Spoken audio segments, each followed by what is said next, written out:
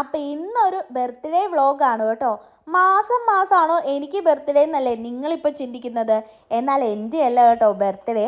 ആരുടെയാണ് birthday എന്നുള്ളതൊക്കെ നമുക്കറിയാവേ, വഴിയേ. അപ്പം ഞങ്ങൾ മൂന്ന് പേരും കൂടെ വീട്ടിൽ നിന്ന് ഇറങ്ങിയിട്ടുണ്ടായിരുന്നു. അപ്പോഴാണ് അരുണേട്ടന് ഒരു ഇമ്പോർട്ടൻ്റ് കോള് വന്നത്, ഒരു പ്രത്യേക സാധനം എടുത്തിട്ട് വരണമെന്നുള്ളത്. അങ്ങനെ അരുണേട്ടൻ തിരിച്ചു പോയി.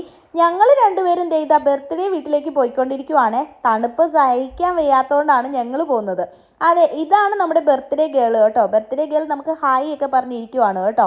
എല്ലാവരും ഏകദേശം പിങ്ക് കളറൊക്കെ ആയിരുന്നു കേട്ടോ ഇട്ടിട്ടുണ്ടായിരുന്നത്. എന്തായാലും പ്ലാനൊന്നും ചെയ്തിട്ടില്ലായിരുന്ന, അങ്ങനെയൊക്കെ അങ്ങനെ സംഭവിച്ചു. അപ്പോഴേക്കും അരുണേട്ടൻ നമ്മുടെ സാധനമൊക്കെ എടുത്തിട്ട് എത്തിയിട്ടുണ്ടായിരുന്നു കേട്ടോ. അങ്ങനെ ഓരോരുത്തരായിട്ട് ഹായ് ഒക്കെ പറഞ്ഞ് ഞാൻ ഈ പോകുന്നത് കലവറയിലേക്കാണ് കേട്ടോ. കലവറയിലാണെങ്കിൽ ഇവിടെ ഭയങ്കര വലിയ പരിപാടികൾ നടന്നുകൊണ്ടിരിക്കുകയാണ് കേട്ടോ. എക്സ്പേർട്ടുകൾ പൊറോട്ട ചുടുന്നു, പൊറോട്ട അടിക്കുന്നു എന്ന് വേണ്ട ബഹളം തന്നെ ബഹളം. നമ്മൾ ഈ കാര്യത്തിലേ വലിയ പ്രാവീണ്യമൊന്നും ഇല്ലാത്ത ആളായതുകൊണ്ട് തന്നെ ഞാൻ ഈ കാര്യത്തിലേക്കൊന്നും കടന്നില്ല കേട്ടോ. അങ്ങനെ നമ്മുടെ കേക്കൊക്കെ റെഡി ആയിട്ടുണ്ട്, എല്ലാം സെറ്റ് ചെയ്ത് വെച്ചിരിക്കുവാണ് കേട്ടോ. ഇനി കേക്ക് കട്ട് ചെയ്താൽ മാത്രം മതി. അങ്ങനെ കട്ട് ചെയ്യാൻ വേണ്ടിയിട്ട് നമ്മുടെ പിള്ളേരെല്ലാവരും ക്യാപ്പൊക്കെ വെച്ച് റെഡി ആയിട്ട് ഇരിക്കുവാണ്.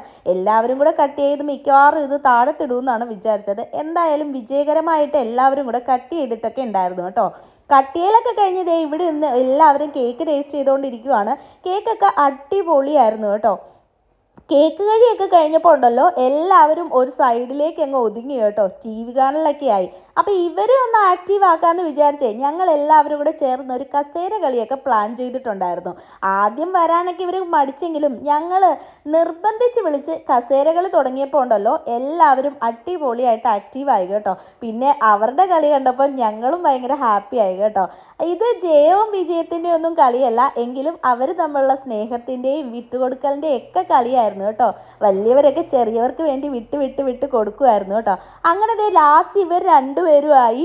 ഇവരിൽ ആരാ ജയിക്കുന്നതെന്നുള്ളത് നമുക്ക് നോക്കണ്ട, അവർ തന്നെ ആരെങ്കിലുമൊക്കെ ജയിച്ചോളും. ഞാൻ എന്തായാലും പറയുന്നില്ല ആരാ ജയിച്ചതെന്നുള്ളത്.